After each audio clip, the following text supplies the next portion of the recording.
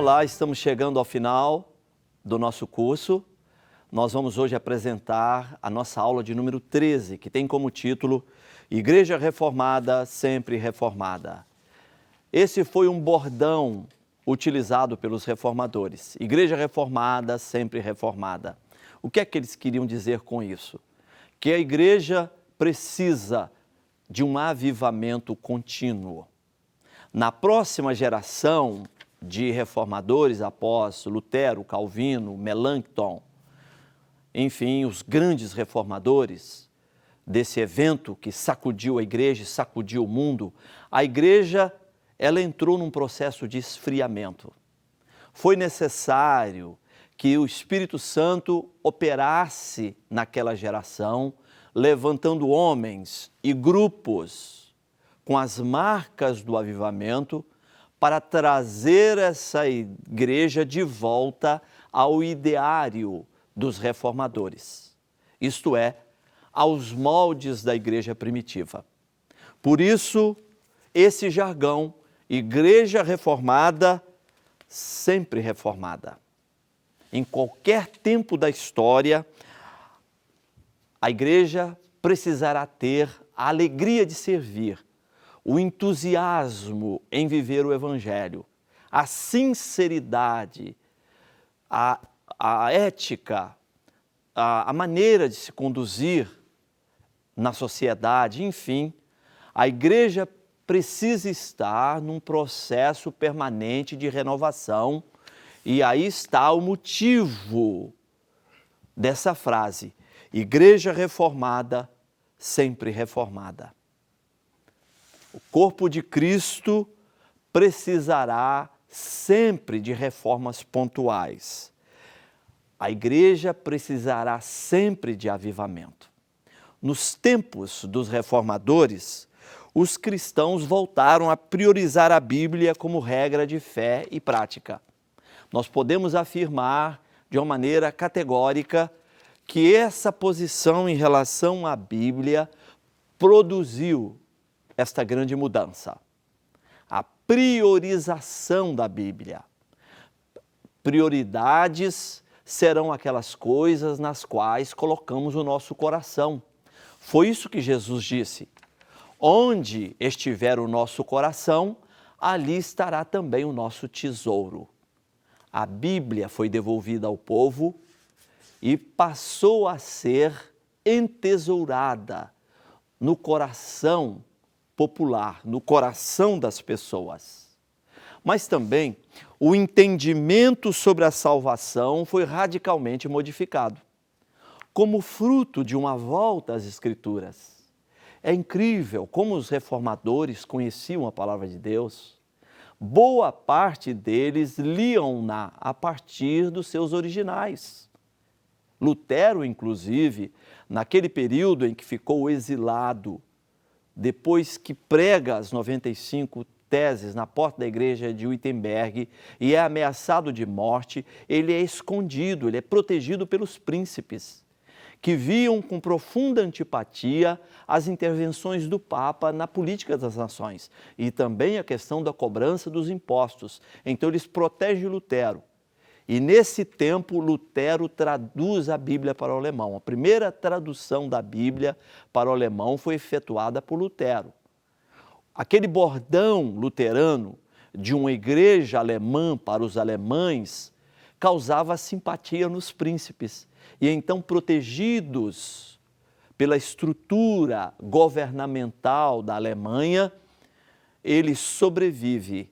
E ele, então, traduz a Bíblia para o seu próprio idioma. Isto é, o retorno ao estudo detido das Escrituras trouxe também para ele e para o povo um entendimento diferenciado a respeito da salvação. Eles entenderam que a justificação era unicamente pela fé, que não havia nada que o homem pudesse realizar para ser salvo. Esse entendimento trouxe também o desejo profundo do compartilhamento da fé reformada. E cada cristão reformado tornou-se em um evangelista, em um pregador intrépido da salvação, não mais pelas obras, mas agora unicamente pela fé. Salvação pela fé. Esse desejo de evangelizar cresceu de uma maneira exponencial. Cada crente se tornou em um grande pregador e todos se sentiram comprometidos com a divulgação, com o cumprimento do grande mandamento de Jesus de ide e pregai às nações. Esse grande avivamento motivou outros grandes avivamentos. Embora a igreja tenha passado por um período de mornidão, o Espírito Santo levantou homens e grupos de homens e mulheres com seus corações abrasados por viver a verdade de Cristo e por compartilhar com outras pessoas a salvação, a justificação unicamente pela fé. Um grande avivalista que nasceu em 1575 e faleceu em 1622, ele se chamava Jacob Boehme. Ele estava um tanto quanto enjoado dos grandes debates teológicos naquele período. Os grandes debates caíram no mesmismo. E para Jacob Boehme, a igreja protestante se tornara numa grande torre de Babel. E então ele começou a pregar e envolver pessoas. Ele escreveu um livro chamado Brilhante Amanhecer.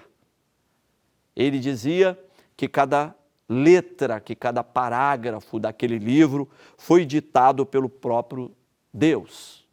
Jacob Boehme repudiava, afastava a doutrina fria e ele enfatizou a busca direta pela presença de Deus, sem intermediários e de uma maneira genuína, verdadeira e pura.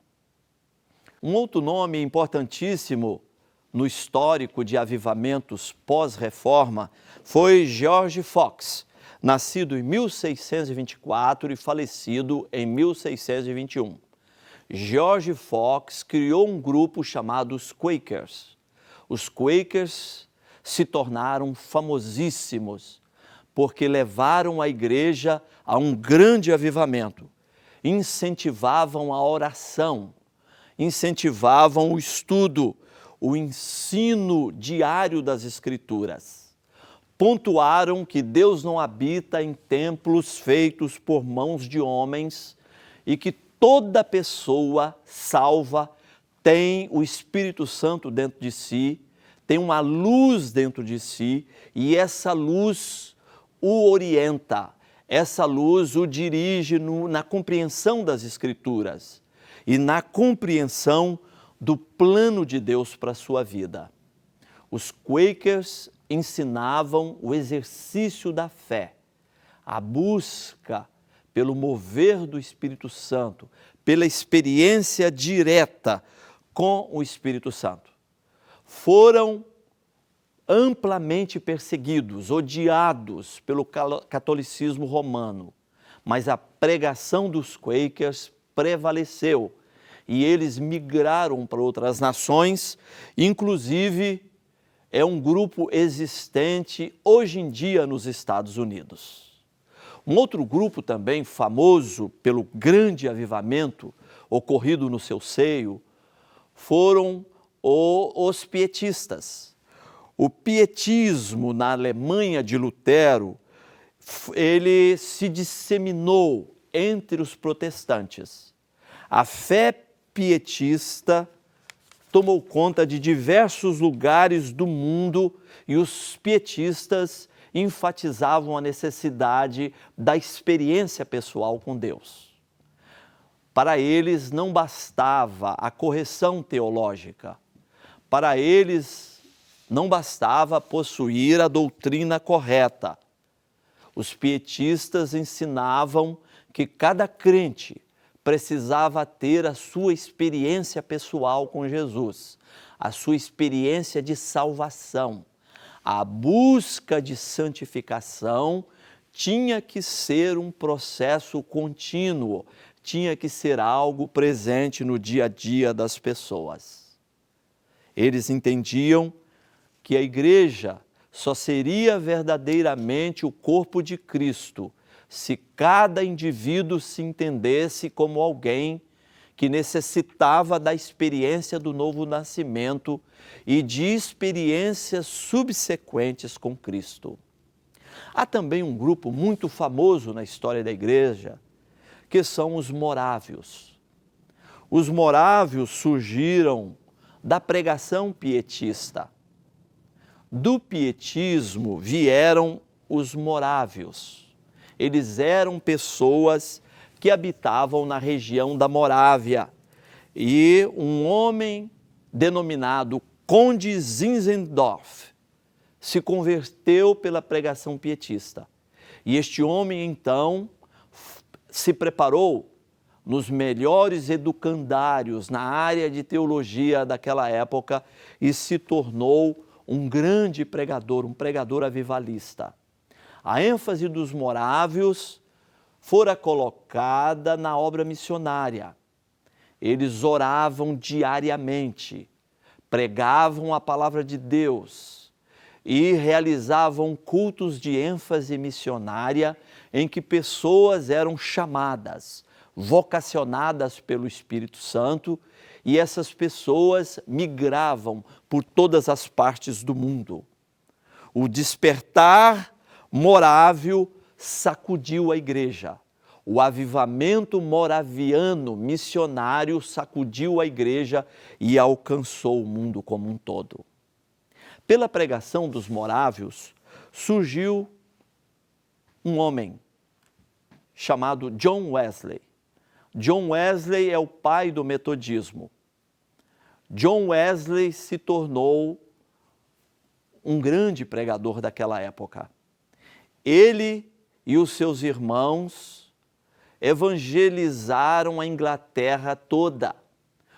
Os biógrafos de John Wesley afirmam que ele andou aproximadamente 200.000 milhas montado em lombos de animais, em lombos de cavalos, à guisa de evangelizar o seu país como um todo. Quando lemos a história de John Wesley, ficamos impressionados com o ardor missionário, com a intrepidez na pregação. E John Wesley também foi um homem que atuou de uma maneira ampla, abrangente na área da assistência social. Ele trabalhava amparando viúvas, amparando órfãos, amparando escravos e realizou uma grande obra. O avivamento metodista chegou até nós. Porém, o grande avivamento a partir do século XX foi o avivamento pentecostal. O pentecostalismo é fruto da reforma protestante. E no âmbito, no coração do avivamento pentecostal, surge no Brasil a Igreja Evangélica Assembleia de Deus. Nenhuma igreja cresceu tanto lá nos primeiros anos da sua existência como as Assembleias de Deus. Essa denominação chegou no Brasil no ano de 1911, a partir da pregação de dois missionários suecos, Gunnar Wingren e Daniel Berg.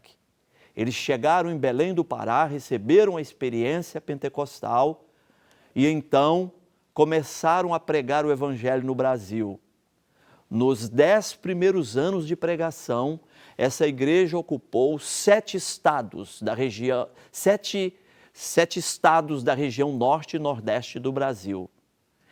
E os historiadores nos informam que depois de 30 anos de trabalho, a Assembleia de Deus havia plantado igrejas em todos os estados do Brasil.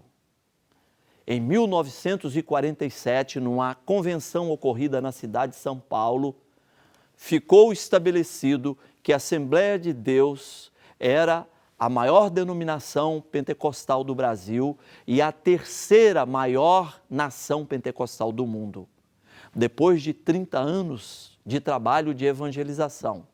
A Assembleia de Deus já contava com mais de 100 mil membros na sua história, na sua estrutura. O movimento pentecostal é um grande avivamento surgido nos Estados Unidos.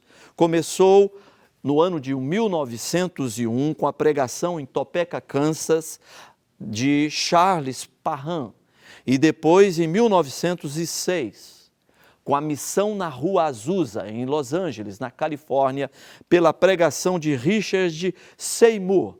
Pessoas eram batizadas com o Espírito Santo e falavam em outras línguas. E os cultos eram repletos de experiências de manifestação, de curas, de grandes milagres e de grandes operações do Espírito Santo. E assim esse movimento chega ao Brasil, por intermédio da Igreja Evangélica Assembleia de Deus, que, depois de 30 anos de trabalho, tornou-se a terceira maior nação pentecostal do mundo, com mais de 100 mil membros na sua lista de membros. Estamos chegando ao final da nossa aula. A igreja realmente precisa de avivamento. Igreja renovada, igreja transformada, terá que ser sempre uma igreja renovada, uma igreja transformada. Que esse mesmo Espírito continue como legado desta igreja e que a voz do profeta Abacuque esteja sempre presente na nossa mente e no nosso coração. Aviva, ó Senhor, a tua obra. Aviva, ó Senhor, a tua obra. Confirma a tua obra ao longo dos anos. Que Deus te abençoe. Queremos que você dê continuidade ao legado dos reformadores e que esta seja sempre uma igreja viva, uma igreja vibrante, uma igreja intrépida no anúncio da grande mensagem de salvação e de implantação do reino de Deus. Até o nosso próximo encontro.